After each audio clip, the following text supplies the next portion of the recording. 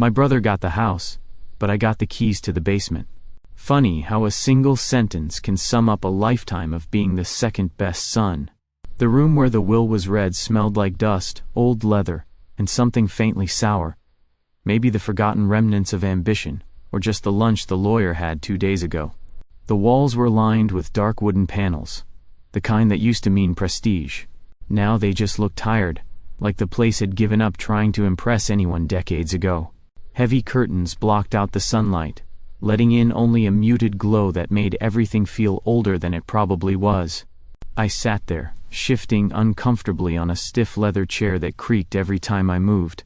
Across from me, Bryce leaned back like he owned the place already, his wrist tilted just enough to flash his Rolex. The gold glinted in the dim light, probably worth more than my car. Maybe more than both of mine combined. Bryce had always known how to fill a room, even one as sad and stale as this. He was 35, with perfectly styled dark hair, expensive clothes that probably had some designer's name I couldn't pronounce, and that smirk he'd been wearing since he was 12 and realized he could charm his way out of anything. I'm 32, and people still forget I'm in the room half the time. Our parents' lawyer, Mr. Hillman, cleared his throat. The sound echoed off the wooden walls like a warning bell. He adjusted his glasses and opened the worn folder in front of him. "First, let me say how sorry I am for your loss," he began, his voice practiced and flat, like he'd said the same words to 100 other grieving families. I nodded. Bryce didn't bother. Hillman went on, reading the legalese that no one ever listens to in movies but that you can't ignore when it's your family's life being divided up. To my eldest son, Bryce Ellison Callahan, he read, "I leave the residence at 42 Pinewood Lane, including the land on which it stands, the adjacent lot, and the 1968 Chevrolet Impala that belonged to his father." Bryce didn't say anything, but I saw his jaw tighten in satisfaction. The house, the land, the car Dad polished every Sunday, all his. Hillman's eyes flicked toward me. I braced myself.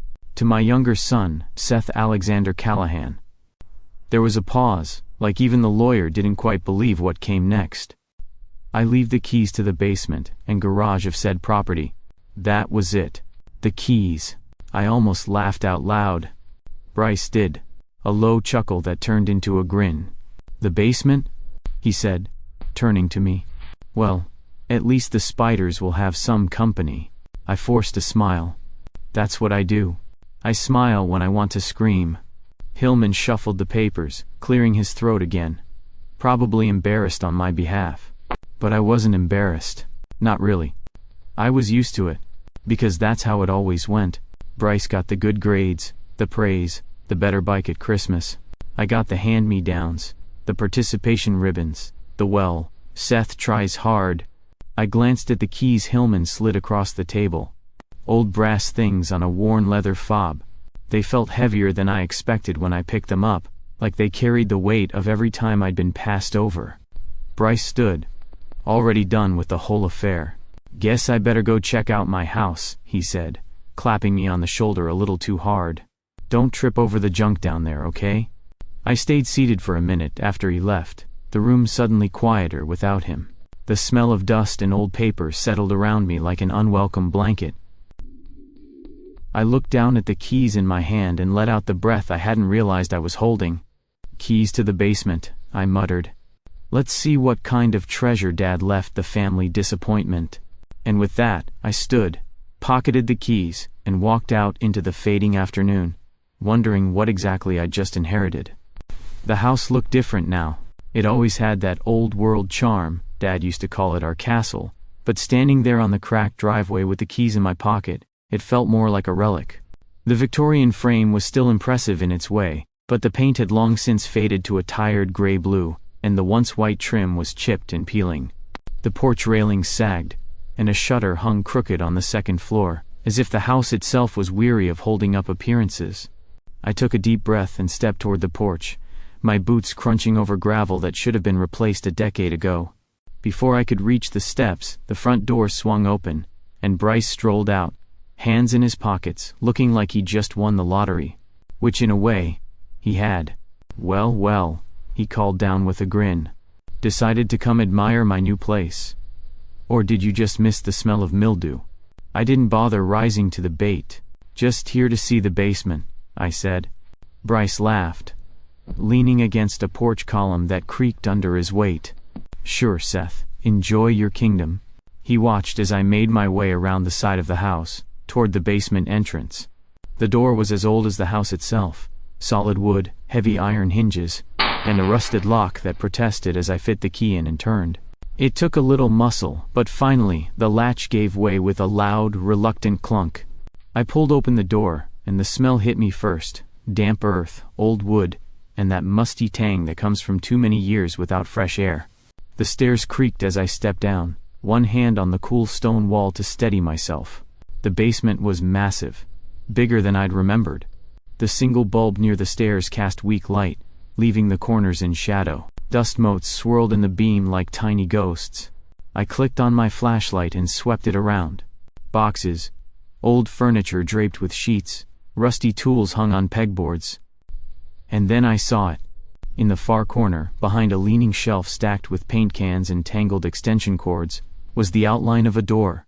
A memory stirred, me as a kid, wandering too close, Dad's voice sharp and uncharacteristically angry. Seth, you don't go in there. Ever? I wasn't sure if it was curiosity or stubbornness, but I had to see what was inside. I pushed the shelf aside with effort.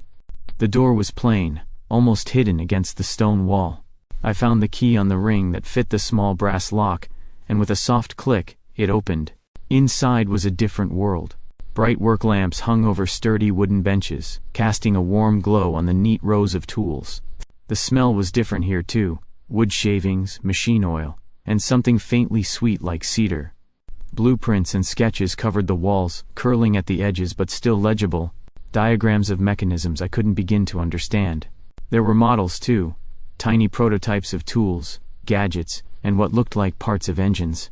Against one wall stood several filing cabinets, and stacked on top of them were wooden crates, each labeled carefully in Dad's handwriting: patents and designs, pending approval. My heart pounded as I took it all in. This wasn't just a workshop. This was my father's mind laid bare. And then I saw it, an envelope, yellowed slightly with age, resting on the center workbench. Written in Dad's steady hand, to Seth. I picked it up, fingers trembling a little, and for the first time since this whole mess began, I felt something that wasn't bitterness or resentment. I felt like maybe, just maybe, the keys I'd been given weren't a consolation prize after all.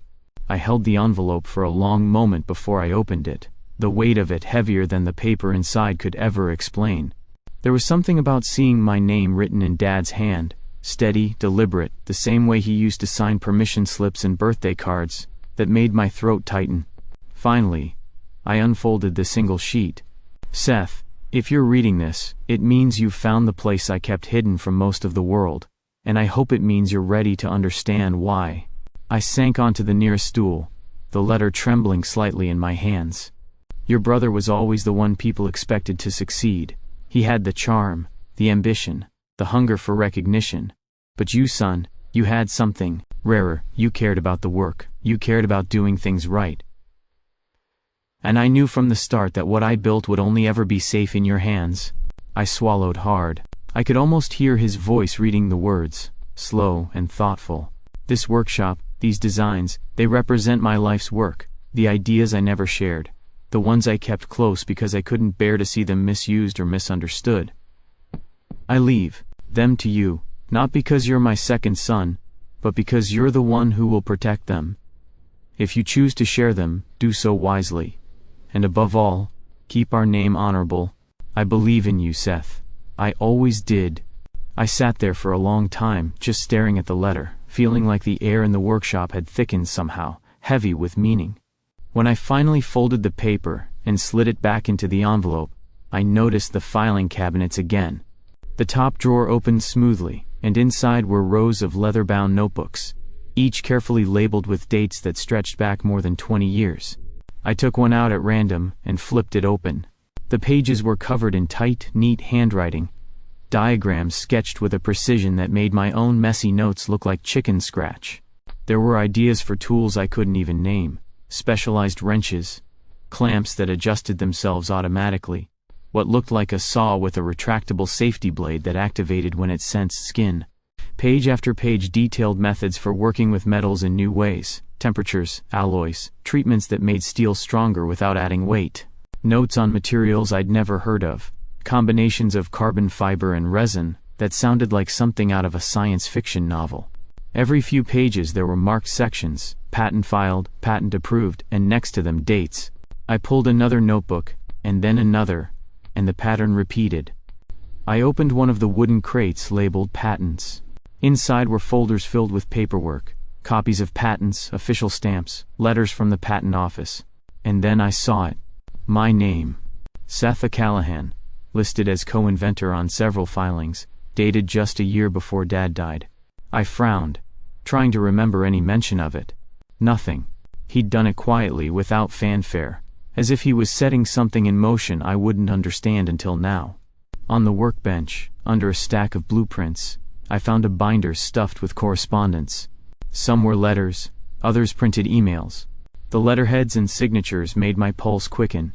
Representatives from tool manufacturers, automotive companies, even one from a defense contractor, all expressing interest in Dad's designs. I skimmed a few. Offers to buy rights, requests for meetings, promises of partnerships, and every one of them, it seemed, had gone unanswered. I sat back and let out a long breath, running a hand through my hair. The workshop smelled of oil and sawdust and wood, a smell that somehow felt like home. For so long, I'd thought Dad saw me as the afterthought, the quiet kid who stayed out of the way while Bryce shined. But this was Dad's way of saying I was the one he trusted, the one he believed would understand. I stood and paced the workshop, taking it all in again. The clean workbenches, the neat rows of tools, the diagrams pinned to the walls like windows into his mind. For the first time in days, maybe in years, I felt proud. Proud of him. Proud of me. And more than that, I felt ready. Ready to figure out what came next. The sun was low, casting long shadows across the yard, as I carried the first of the crates up the basement steps. The wooden box was heavier than I'd expected, filled with Dad's binders, patent folders, and a couple of his old notebooks I didn't want to leave behind. My truck sat at the edge of the gravel drive, the tailgate down, ready for loading. I'd just hefted the crate onto the bed when I heard the voice I'd been hoping to avoid. Well, what's this? Bryce sauntered around the side of the house, hands in his pockets, that trademark smirk firmly in place. His shoes crunched over the gravel as he closed the distance between us. Looks like you're finding treasures down there after all. I wiped my hands on my jeans, forcing a casual shrug. Just some of Dad's old notes. Figured I'd hold on to them. Bryce's eyes narrowed slightly, though his tone stayed light. Notes, huh? You sure you're not hauling out family heirlooms I should know about? I don't think you'd be interested, I said, trying to keep my voice even. It's just paperwork. Technical stuff. That seemed to pique his interest more than calm it. What kind of technical stuff? He asked, taking a step closer, peering at the crate like he might catch a glimpse of gold hidden between the folders. Just Dad's projects. You know how he was. Always tinkering. Bryce gave a short laugh. Yeah, I remember. Half the time I thought he was just avoiding Mom's honey-do lists. He paused, then his voice shifted. Still friendly, but with an edge creeping in. You know, Seth, the basement's part of the house. And the house is mine. I lifted another box, hoping to end the conversation by sheer force of busyness. The basement's yours, sure, but Dad left me the keys for a reason. Bryce followed as I walked the crate to the truck. Come on, man, we're family. Whatever you found down there, we should be figuring out together. Not sneaking boxes out like you're robbing the place. I turned to face him, resting the crate on the tailgate. No one's sneaking anything. I'm just taking what Dad wanted me to have. And how do you know what that is? Bryce's grin was gone now. His eyes were sharp, his voice harder. You think a couple keys mean you own everything down there? It's on my property. That makes it part of my inheritance. I let out a breath, trying to stay calm. It doesn't work that way. The will was clear. Bryce looked toward the basement door, then back at me. Fine, let's go see then. Show me what you're talking about. Before I could stop him, he was already striding toward the open basement door. "Bryce, don't..." But he was down the steps before I could finish. I followed, my boots thudding on the old wood. He flicked on the single bulb, sweeping his gaze over the clutter, the dust, the covered furniture. "This is it? This is what you're guarding so carefully?" He snorted, kicking at a box of rusted nails. "Looks like junk to me." He moved toward the back, toward the hidden door, but stopped when he saw the sturdy lock I'd fastened on it. "What's this?" His voice was sharp now. No pretense left. "Dad's workshop," I said quietly. "And you locked it up?" "Yeah." His face reddened, his fists clenching at his sides. "Are you serious, Seth? You're hoarding whatever's in there? That's not yours. That's part of the house, part of what I inherited. You don't get to decide that."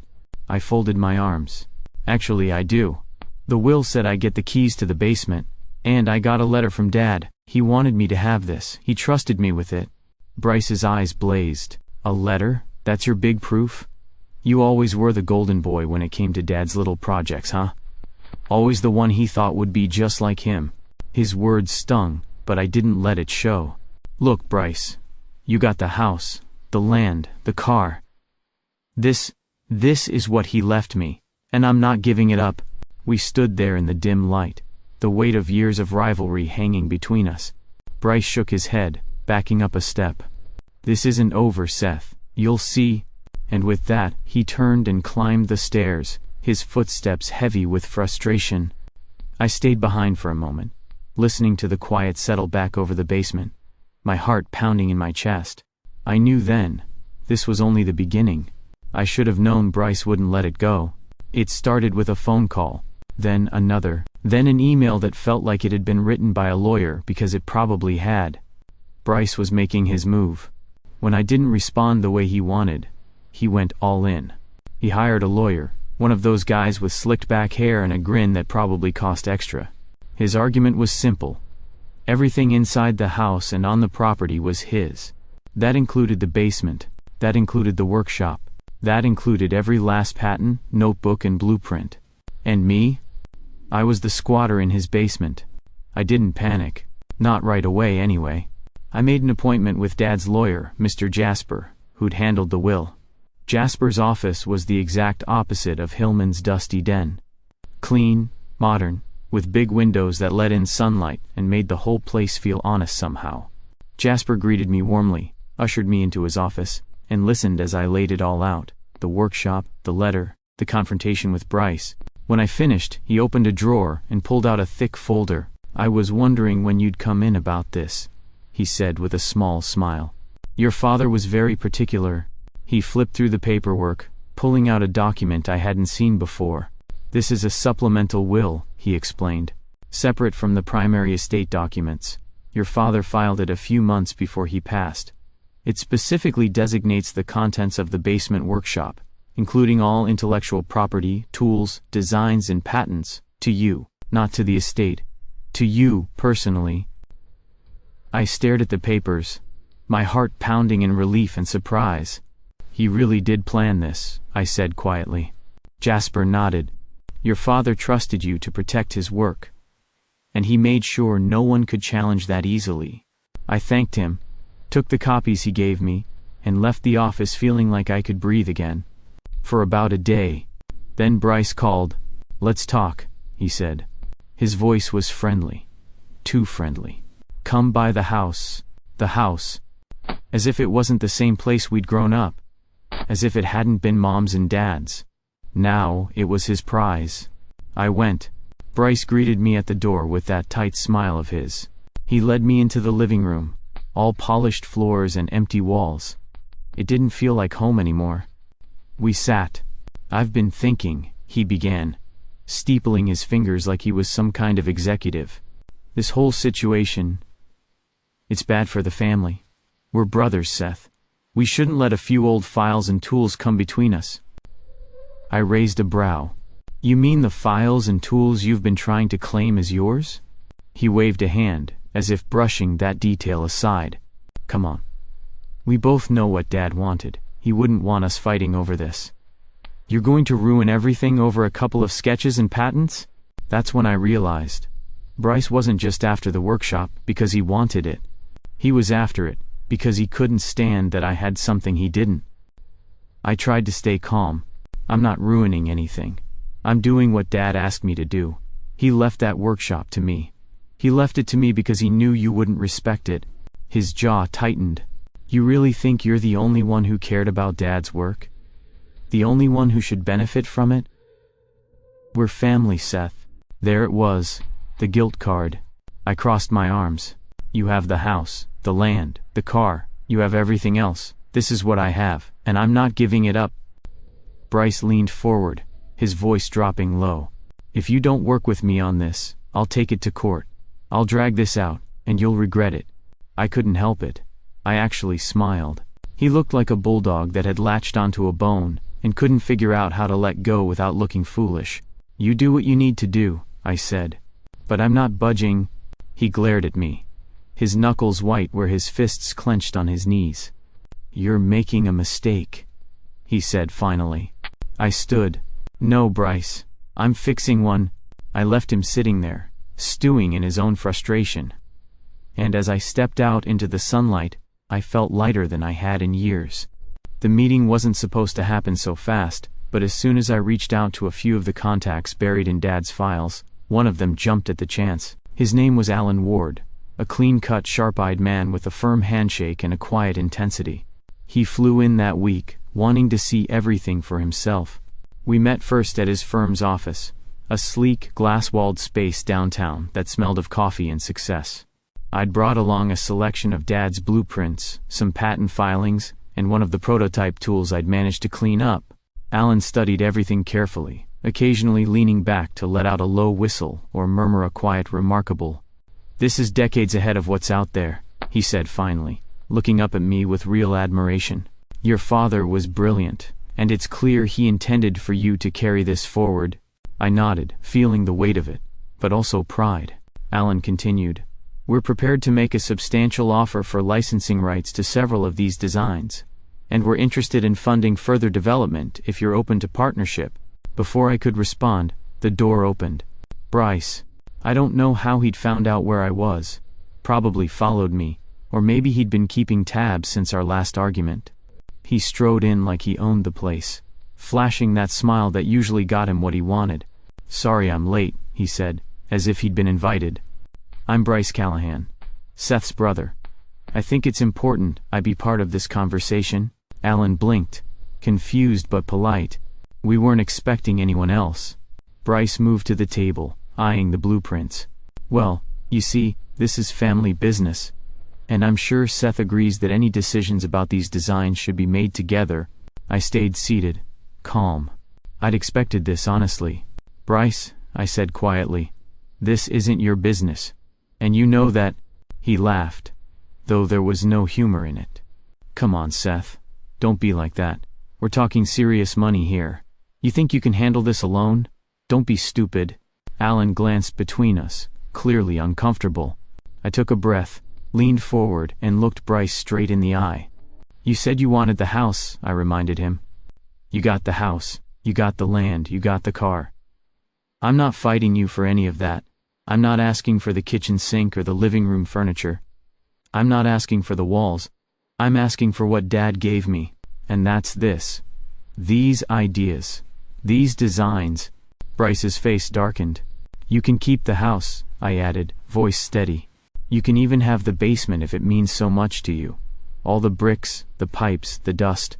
What I care about isn't the walls. It's what's in these papers, what's in my head. That's what matters. There was a beat of silence. Alan cleared his throat. I think we should give you both a moment. But Bryce didn't say anything. He just stared at me, his jaw clenched, his fists tight at his sides. I could see it, the moment he realized he'd lost. That there wasn't a clever line, or legal loophole, that would get him what he wanted this time.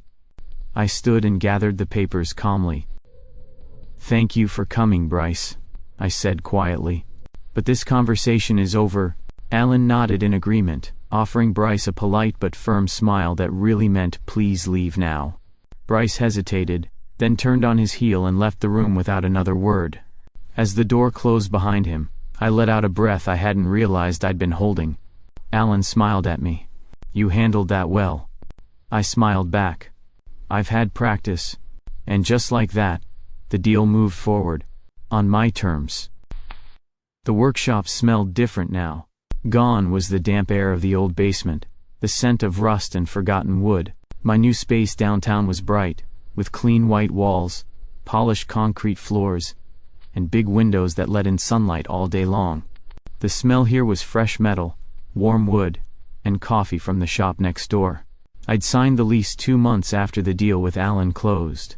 I didn't just license Dad's designs, I partnered with Alan's firm to bring them to life. The first run of tools hit production within weeks. Orders poured in faster than I could have imagined. I hired a small team.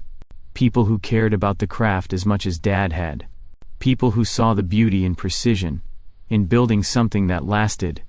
And for the first time in my life, I felt like I wasn't just following in my father's footsteps. I was walking my own path. I traded my old pickup for a new truck. Nothing flashy, just reliable, solid. With enough space to haul what I needed. I rented an apartment with big rooms, high ceilings, and a view of the river. It felt like breathing fresh air after too many years underground. And Bryce? Well, Bryce still had the house. I saw him one afternoon as I drove past Pinewood Lane. The house looked worse for wear, paint peeling, the porch sagging a little more, shutters missing now, the kind of place that needed work. The kind of work Bryce wasn't interested in. He stood in the yard, hands on his hips, staring at the place like he couldn't figure out how it had come to this. I slowed as I passed, just for a moment, long enough for our eyes to meet. I smiled. Not out of spite, just a quiet kind of satisfaction. Thanks, Dad, I thought. For trusting me. For knowing what really mattered. And as I turned the corner, the keys to my new workshop jingling in my pocket, I couldn't help but laugh to myself. Funny, isn't it? The keys to the basement turned out to be worth more than the whole damn house.